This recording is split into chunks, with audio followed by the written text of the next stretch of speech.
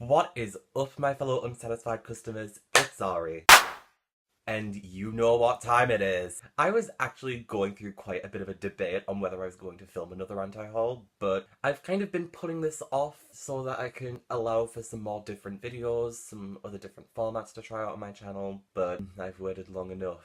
So I've got a real list of things here that I want to talk about that I'm just really baffled by. So now is the time for me to talk about some products that I will not be buying and maybe provide some reasons why you shouldn't be buying them either, because some of these products aren't the good kush. As usual, the anti-haul format is credited to Amber's Beauty Chair and Kimberly Clark, and I must give a little disclaimer. My opinions are just that, my opinions. I don't want to come across as being holier than thou or thinking less of people because they like these releases. These are just my opinions based upon what I want to buy and not want to buy. Hopefully we can keep things nice and civil, because after all, this video is for fun. This isn't designed to be offensive. This isn't designed to kind of make people angry. This is a little bit of fun discussion to talk about, to kind of riff off of the rampant consumerism that goes on in the makeup world. So hopefully you will enjoy this, because I've got a really good lineup of products to talk about in this video, so let's get on to it. So to start off this anti-haul, I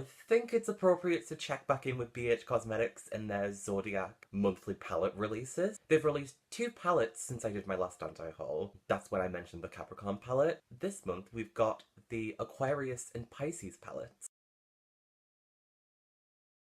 Now these are marginally better than the Capricorn palette. Marginally. I really want to emphasize that even though these two are better than the first palette, they still both suffer from a certain problem. Both of these palettes incorporate a pop of colour, so Aquarius incorporates blue, Pisces incorporates green. However, all of the blues and greens are really on the same kind of dimension. There isn't really a great deal of variation or excitement on that level. And then they're always paired up with the same kind of brown shades. And again, it's always the same level of brown shades. It's never really very warm or very cool. It's just the usual brown shades. Now, I don't want to go on a tirade about brown eyeshadow, because brown eyeshadow can be very useful, but it feels like the way that these palettes are put together, the brown eyeshadows are being used as a crutch. Like, it feels like BH Cosmetics doesn't want to go all the way and make a more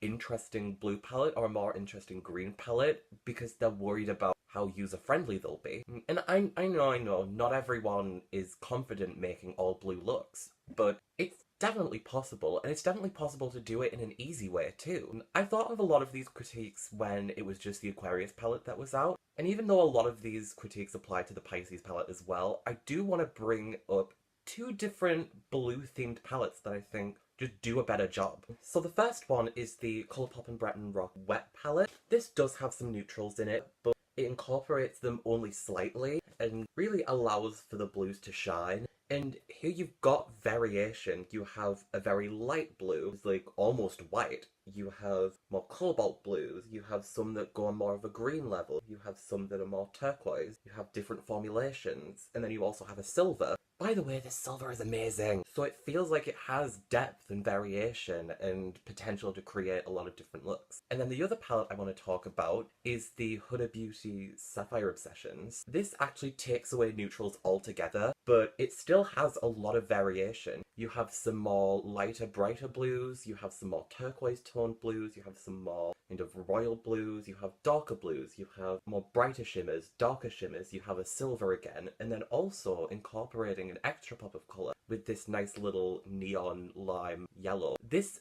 feels interesting. It feels bright enough, but it also feels like there's versatility. This is the kind of thing I don't get with the Zodiac mini palettes by BH Cosmetics. They all come across as very one note and kind of just, oh well, we need to throw in a couple of blues. And it feels like there really isn't much thought beyond that, which is a shame because there's a lot of potential to make these palettes more interesting. I mean, the Zodiac Love Signs palette makes a better effort at incorporating blues, and blue isn't even its main thing. That's kind of a sign to me that these mini palettes just feel a little half-baked. They don't have that kind of razzmatazz. And it's kind of sad, but what can you do? There's me saving some money, so I can't complain too much. This next product is something I've been waiting a long time to talk about, and I'm We're getting excited to talk about it. And that is the Morphe and Jeffree Star brush collection. You can't seriously think I would be wanting these Alibaba looking ass brushes. Honestly, it has been proven that the brush handles of these brushes are essentially stock ones that you can find on AliExpress. That's a little bonus fact you might not have known. Obviously, it's not like I was going to be supporting this collab anyway, considering I don't support Jeffree Star on my channel. But I'm going to put that to one side for a minute, because if anyone released this collab with Morphe, there'd be a problem. Because these are literally brushes you can get on AliExpress. That's the critique. And also, I think there's kind of a level of brand withdrawal with this collab. Jeffree Star's kind of all about luxury and high-end and self-made, mogul, whatever. And these brushes can be bought for really cheap, are not made by themselves, basically kind of private labeled. I suppose the mogul part is right because they're overpriced, and that's it. And these brushes were trending on Twitter. Trending!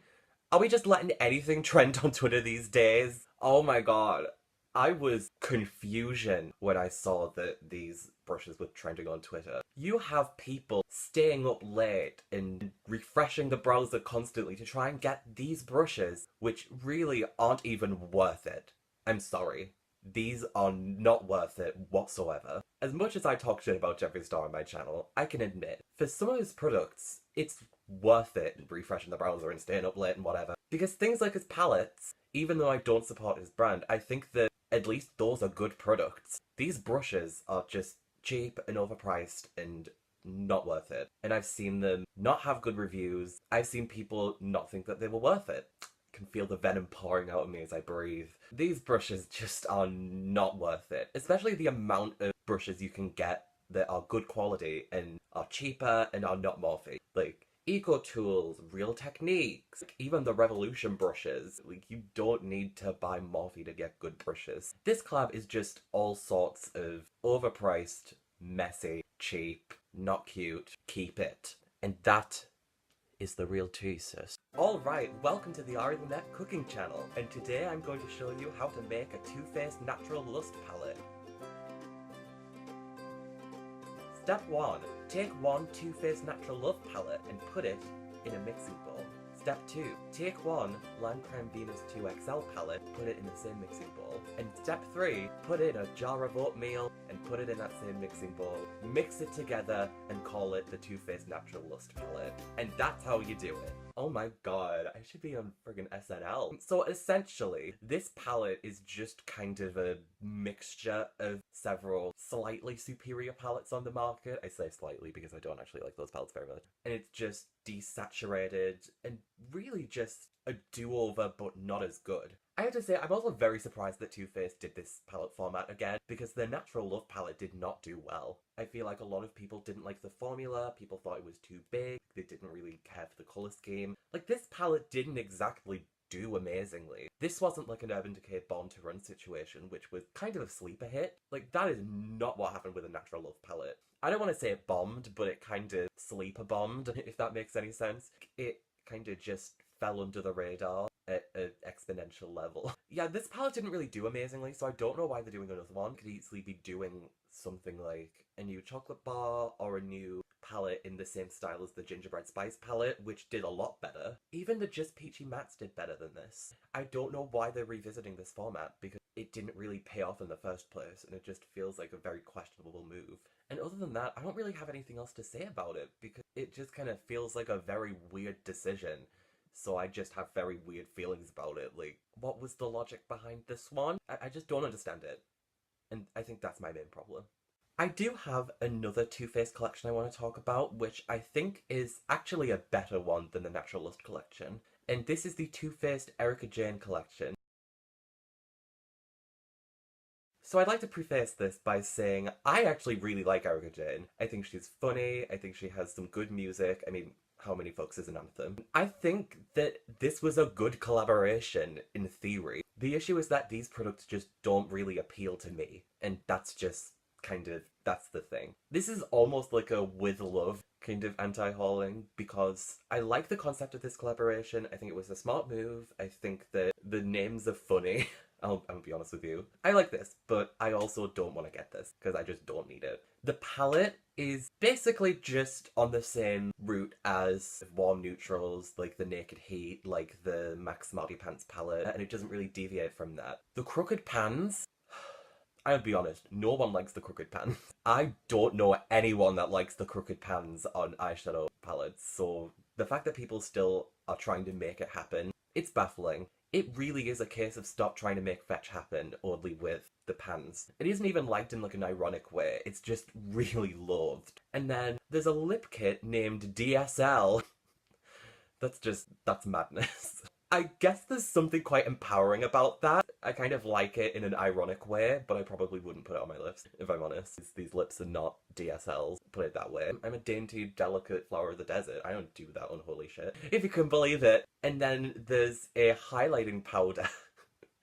It's a highlighting powder and it's called Pat the Puss, which I think is very funny. Would I buy it for myself? Probably not, because I'm not really into body powder, but I think it's funny. I think it would be very awkward going into a shop and asking for it, but I'm not gonna go in that position, so it's not like it affects me very much. It's kind of funny. Like, the vulgarity and just like the sheer unabashed, I don't care, I'm gonna make this as graphic and sexual as possible. There's something quite empowering and quite likeable. There's something a little bit tacky about it, but tacky can be good too. I think there's something quite admirable about this collection, and I think that it isn't getting as much credit as it deserves. I'd be interested to see what other collections in this vein come out. The only way you could get more vulgar with a collection is if a makeup company did a collab with a Cock Destroyers. But it's kind of I like it, but I'm not gonna buy it with this collection. But well done, Erika Jayne. You did a very fun job, and I at least respect you for that. This next collection is not a with love anti-hauling. This is a what kind of white nonsense anti-hauling. And that is the Sephora and Barbie collaboration. This collaboration is apparently a European Sephora exclusive, but then again, we don't have Sephora in the UK, so it's not like I have any access to this anyway. But my issue with this is that this is kind of a similar thing with the Morphe and Jeffree style collab. This is a brand withdrawal at its most extreme. When you think of Barbie, you think of pink, and this palette is an all-nude palette? I know Barbie. I know like old-fashioned Barbie, I know like fashionista Barbie, princess movie Barbie, like 2016 social justice Barbie, because I pretty much am one. Like, I know Barbie, and this is not Barbie on any of those levels. Let me tell you, Barbara Millicent Roberts would not approve of this shit. This is not representative of such an iconic brand as Barbie is. It just feels like a similar thing to the Dose of Colours and Mickey Mouse collection. A regular nude palette with the Barbie label stamped onto it, and that's it. And that's like the worst kind of collection. I can admire a collaboration with a makeup brand and an IP if that IP is represented well enough. Like with the Colourpop and My Little Pony palette, I feel like that represented My Little Pony very well. But this collab, the Sephora and Barbie collab, doesn't represent Barbie very well. And that's the issue with it. If you're going to collaborate with an IP, you have to be prepared to let them take a certain amount of control and have those makeup products represent them. Because that's really the main draw of the product, is them being involved. And this is just a textbook case of what not to do, because it is just going to fade into the background and no one's going to remember it in a year. Barbie does not deserve this. Ken does not deserve this. Midge does not deserve this. Teresa does not deserve this. Raquel does not deserve this, god damn it. As a kind of Barbie stan, this is definitely a personal attack on me, because this isn't Barbie. This isn't Barbie. This isn't the wonderful Barbie we know and love. Shame on you, Sephora. You desecrated an icon. Though to be fair, did you really desecrate an icon? Because no one's going to be remembering this in the year.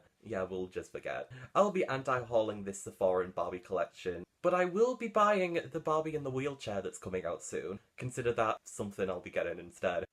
It feels like there are so many collections on this list. But the one I want to talk about next is from Colourpop, the patron saint of collections. And bear in mind, the last time I put a Colourpop collection in an anti-haul, I ended up buying it. But this will not be the case with this collection. This is the Colourpop and Zoella collection. First of all, does Zoella still have a big fandom? And if so, why? I'm sorry, I don't want to sound like catty, but why? Why? Out of all the people you could have collaborated with, you could have collaborated with a well-liked influencer. You could have collaborated with someone really creative. You could have done a collaboration with another artist or musician like you did with Becky G. You could have collaborated with an IP like you did with My Little Pony. But you collaborated with Zoella? Why? I don't know if Colourpop collaborating with someone whose biggest claim to fame is making shitty advent calendars and not writing her own book. And I know ghostwriters exist and everything, but still, her reputation isn't exactly amazing. And Colourpop's just like, we're fine with this. But that isn't my biggest problem with this collection. My biggest issue is that the palette is one of the worst palettes Colourpop has ever released. Like, if you compare it to the Salvaje palette, which I prematurely anti-haul, this palette has depth to it. It has multiple pops of blue instead of just one pop of blue, but it has rich burgundy tones, it has exciting metallics, it has a peach, it has things that elevate it. The Zoella palette does not. It has very one-dimensional neutrals, a pop of blue, and two of the pans are heart-shaped because that was a necessity. It just feels like with this palette, you could pick any other Colourpop palette on the Colourpop website and you'd get a better palette. It's an underwhelming palette, an underwhelming collection. The packaging is kind of nice because it has this sort of Moschino-esque vibe of products that look like other things, which I really like and I feel could be incorporated really well into a makeup collection, but it isn't brought far enough and it just feels really half-arsed and it doesn't feel like an exciting collection. I was hoping Colourpop would do some better collections. I guess I'll have to see what else happens in 2019, but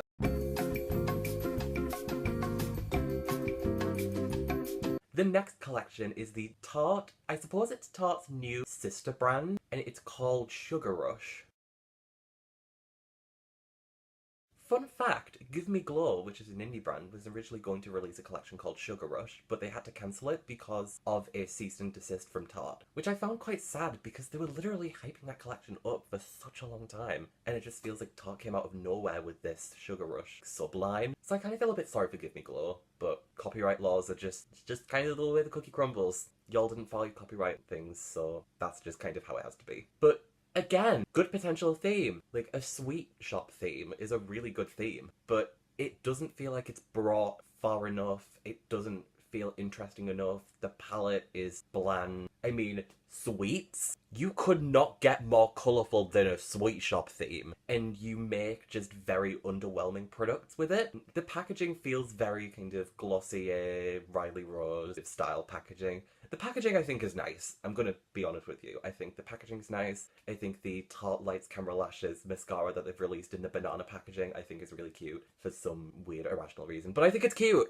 okay? I'm allowed to give them some kudos. But I just think this collection is, again, just a bit of a half-assed effort to try and get somewhere, but it doesn't go far enough. That's the thing. A lot of these brands, they're taking like 2 steps across the bridge when they could be crossing the whole bridge and could be reaching some really good place with consumers. But instead they're just playing it really, really safe. And instead of achieving a connection with consumers, they're achieving indifference, almost kind of a pessimism towards them. And finally they're achieving a really good chance of that they'll be forgotten in about a few months, which I assume this will. It's kind of sad because, again, great potential, great brief, like the idea is there. The execution is barely executed. They need to take some more time to extend things out and really just consider the move and focus and just really make sure they're making the best products they can. Less about the quantity of the product and more about the quality. Which brings me on to my next and final product I'm featuring, which is another Tarte product. And this is the Tarte Face Tape Foundation. Not the Shape Tape Foundation, but the Face Tape Foundation.